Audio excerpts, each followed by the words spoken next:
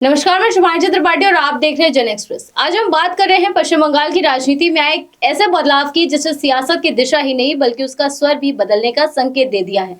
राज्य के नए मुख्यमंत्री शुभेंदु अधिकारी ने शपथ लेने के तुरंत बाद जो कदम उठाया उससे राजनीतिक गलियारों से लेकर आम जनता तक एक नई बहस छेड़ दी है। दरअसल कोलकाता के ब्रिगेड परेड ग्राउंड में मुख्यमंत्री पद की शपथ लेने के बाद अधिकारी सीधे पहुंचे जोरासांको ठाकुरबाड़ी, जो कि महान साहित्यकार रविन्द्रनाथ टैगोर का पैतृक आवास है। मौका था रविन्द्रनाथ टैगोर की 166वीं जयंती का, और यहाँ मुख्यमंत्री ने जिस तरह से घुटनों के बल बैठकर अपना माथा जमीन से लगाया वो सिर्फ श्रद्धांजलि नहीं बल्कि एक मजबूत सांस्कृतिक संदेश भी था।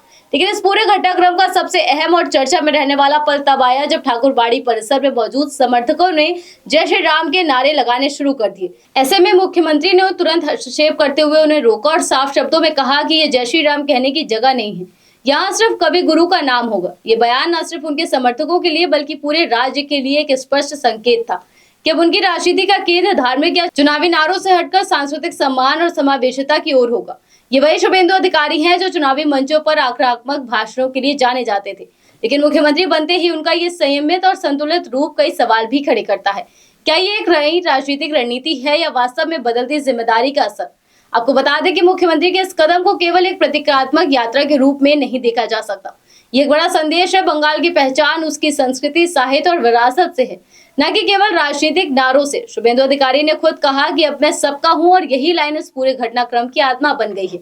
उन्होंने चुनाव के बाद की राजनीति को पीछे छोड़ते हुए राज्य के पुनर्निर्माण की बात की, शिक्षा और संस्कृति को हुए नुकसान पर चिंता जताई और सभी वर्गों को साथ लेकर चलने का आह्वान किया। इस दौरे का एक भावनात्मक पहलू भी सामने आया जब शुभेंदु अधिकारी अपने पुराने संस्थान रविंद्र भारती विश्वविद्यालय पहुंचे, जहां से उन्होंने पर्यावरण अध्ययन में मास्टर्स की डिग्री ली थी। विचित्रा भवन में बिताए गए उनके पल और कुलपति के साथ चाय नमकीन का साधारण सा क्षण ये दिखाता है कि सत्ता के शिखर पर पहुंचने के बाद भी वे अपनी जड़ों से जुड़े रहना चाहते हैं। लेकिन सवाल अब भी कायम है कि क्या ये बदलाव स्थायी रहेगा या केवल एक सियासी संदेश तक सीमित रहेगा? क्या बंगाल की राजनीति अब टकराव से निकलकर सांस्कृतिक समावेश की ओर बढ़ेगी? और सबसे बड़ा सवाल कि क्या शुभेंदु अधिकारी अपने संतुलित दृष्टिकोण को लंबे समय तक बनाए रख पाएंगे? फिलहाल इतना तय है कि मुख्यमंत्री के रूप में उनका ये पहला बड़ा कदम एक नई शुरुआत का संकेत जरूर देता है। बंगाल की राजनीति अब एक नए मोड़ पर खड़ी है, जहां नारों से ज्यादा महत्व विचारों को दिया जा रहा है। अब देखना दिलचस्प होगा कि ये बदलाव कितना गहरा और कितना स्थायी साबित होता है। फिलहाल के लिए बस इतना ही। ऐसी तमाम खबरों को जानने के लिए आप देखते रहिए जन एक्सप्रेस। धन्यवाद।